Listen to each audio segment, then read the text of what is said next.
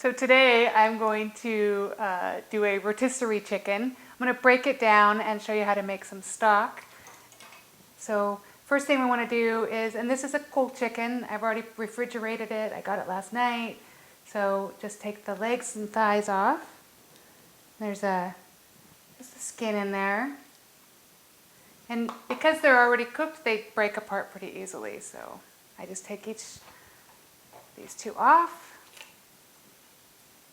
They're usually tied, so we're going to take the ties off. I'm going to take the legs or the wings off. Again, they'll just pop off, should just pop off. If not, you could take the knife and just sort of go along this bone.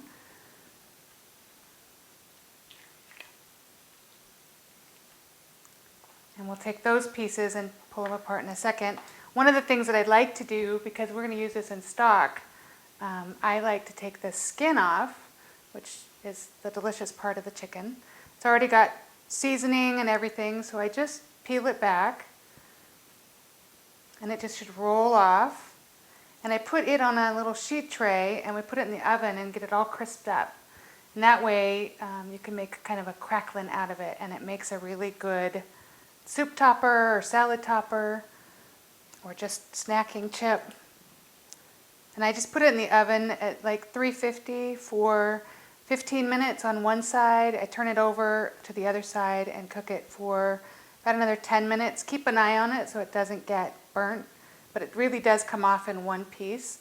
If by chance you see that there's got a lot of globs of fat on it or anything, you certainly take that off, but I just take this off.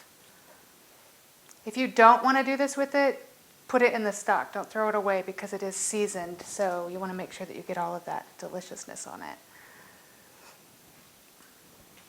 And you'll see, this makes quite a bit when you're doing the skin. You don't have to do all of it. If you just want to try it and see how it goes, you could certainly just do a little bit of it. The breast is always the easiest. I'm going to take this off. And it should just roll right off.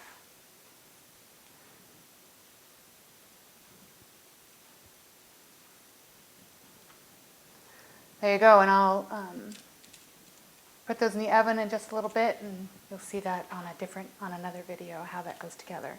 So you just take it apart, wing and thigh, or leg and thigh, and the meat should just fall right off. Easy to pull apart, just pull the bones out. Try not to get any cartilage in it, so sometimes you have to do an extra feeling with your fingers to make sure that cartilage at the very end of the bone doesn't get in. Usually when I chop it up, I will usually make sure that I go through it really well with my knife. And then just put the bones in a pot, ready for stock.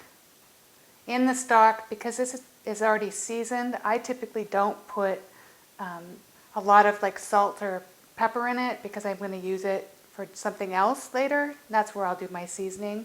So this really is just taking this off the bone. You can use this meat for a lot of different items. I'm going to do some videos with what else to do with it.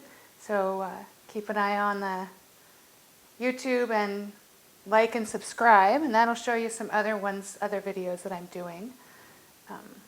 If you get some of the skin in it, it's actually tasty. It's not a big deal. It's got a lot of seasoning already on it. So, if you get a lot of big pieces, you might want to take them out, but I don't worry too much about getting all of it off.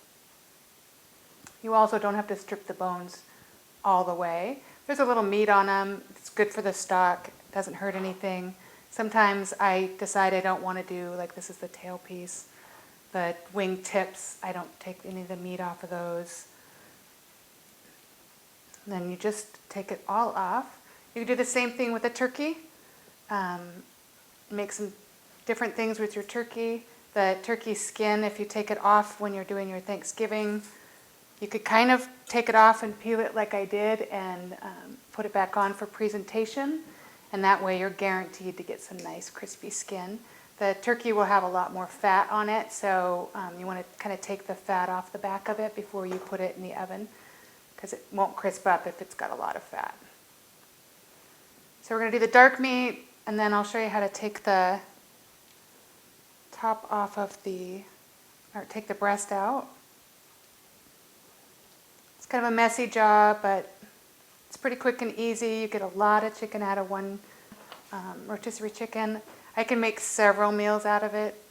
I can usually make 3 or 4 meals out of one chicken, depending on how many people you're feeding, of course.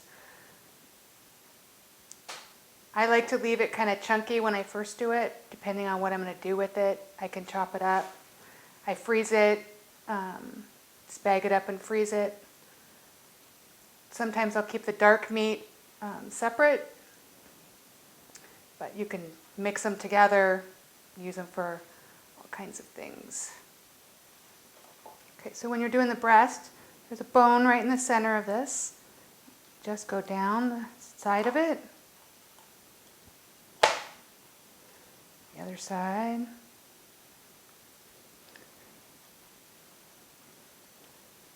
So I can actually just use my fingers to go along the bone.